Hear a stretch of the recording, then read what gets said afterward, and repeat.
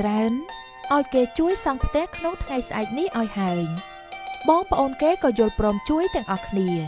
ចំណែកឯចៅផ្កាប់ត្រឡោកត្រឡប់មកផ្ទះស្លៀកពាក់តែងខ្លួនស្អាតបានក៏ពឹងកំឡោះផងគ្នាឲ្យជូនទៅផ្ទះមហាសេដ្ឋីនោះអូហូសម្លាញ់យើងថ្ងៃនេះសង្ហាអត់ទាស់តែម្ដងពិតមែនហើយតោះយើងចេញដំណើរលុះឡើងទៅដល់លើផ្ទះមហាសេដ្ឋីសួរថាចៅឯងមកមានការអ្វីដែរចៅផ្កាប់ត្រឡោកលុតជង្គង់លើកដៃប្រណម្យជម្រាបថាម៉ែពុកខ្ញុំបានប្រើខ្ញុំបាទជាកូនឲ្យមកសុំក្រាបប្រណិប័តលោកឪពុកអ្នកម្ដាយសូមទានប្រាប់ទីកន្លែងណាដែលត្រូវសង់ផ្ទះខ្ញុំបាទនឹងអាចទៅចាត់ការធ្វើក្រែងមិនហើយជូនលោកឪពុកអ្នកម្ដាយក្នុងវេលាថ្ងៃស្អែកនេះមហាសេដ្ឋីទាំងប្តីប្រពន្ធកូនមើលរូបរឹកពៀចៅផ្កាប់ត្រឡោកក៏នឹកសរសើរក្នុងចិត្តថាកូនប្រសាអញក្រនបានតែមុខជាខូចខាតចំនួនដូចអ្នកមុនទៀតហើយបន្ទាប់ពីនោះ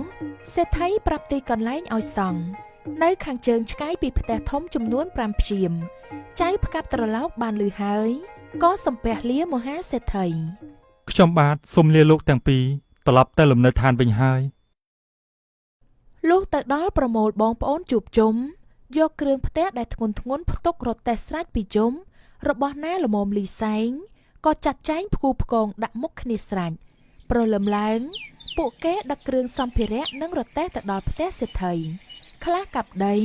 ខ្លះជីករណ្ដៅសសរតាមខ្នាតទំហំផ្ទះ5ល្វែងខំធ្វើស្រស់គ្នាមិនឈប់តែពេលបរិភោគបាយតោះឆាប់ហូបទៅសម្លាញ់មិនហៅក៏គ្នាហូបដែរដាក់ឲ្យណាណៃបដោមើលនៅពេលពួកគេបរិភោគរួចក៏នាំគ្នាធ្វើទៀតទាល់តែហើយស្រេចក្នុងវេលាថ្ងៃ